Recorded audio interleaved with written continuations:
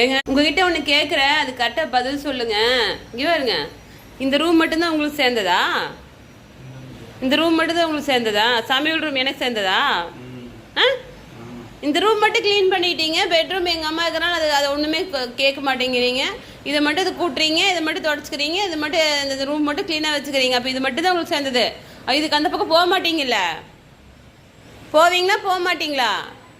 உங்ககிட்ட தான் பேசுகிறேன். என்னடின்னு கேட்டால் என்னது பதில் சொல்கிறது? அந்த பக்கம் போகிறதில்ல, இந்த பக்கம் வரதில்ல. அப்போ குளிக்க மட்டும் போகிறீங்க, இந்த பக்கம் சாப்பிட மட்டும் வரீங்க. அப்போ அது சொந்தம் இல்லையா? ஒரு சைடு நடந்து போகிற சைடு தொடச்சுட்டீங்களா?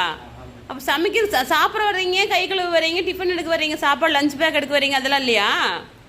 அப்போ சமைச்சிட்டு கையில் செய்ய முடியாதுல்ல? அது எப்படி உங்கள் வேலை? உங்கள் ரூம் மட்டும் கரெக்டாக பக்காவாக சரி பண்ணிக்கிறீங்க. இது நியாயமா? அது என்ன ஒரு கண்ணுக்கு வேணா ஒரு கண்ணுக்கு சுண்ணாம்பா? நியாயமான்னு கேட்டேன், அதுக்கு பதில் சொல்லுங்க. நான் வேலையை தான் பார்க்குறேன், என்ற வேலையை தான் நான் பார்த்துட்டு இருக்கிறேன். இது பொண்ணு பிள்ளை, இவர் வேற வெக்கம் வேற வந்துடுது இவருக்கு.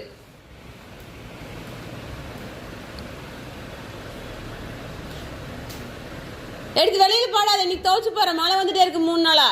அங்கே போடு, மிஷினால் போட, நான் எடுத்து துவச்சு போட்டுக்கிறேன். நீ தான் எனக்கு வேலை செய்ய மாட்டேன், நான்லாம் உனக்கு வேலை செய்வேனப்பா. ஏன்னா நீங்கள் தாலி கட்டிருக்கீங்களா, அதனால. பெத்த கடமைக்கு எங்கள் அம்மாவுக்கு வேலை செய்கிறேன், கல்யாணம் பண்ண கடமைக்கு உங்களுக்கு வேலை செய்கிறேன். அப்புறம் என்ன? நீங்கள் மட்டும்தான் உங்களுக்கு கணக்கு எல்லாத்துக்குமே. சமைக்கணும், கழுவணும்,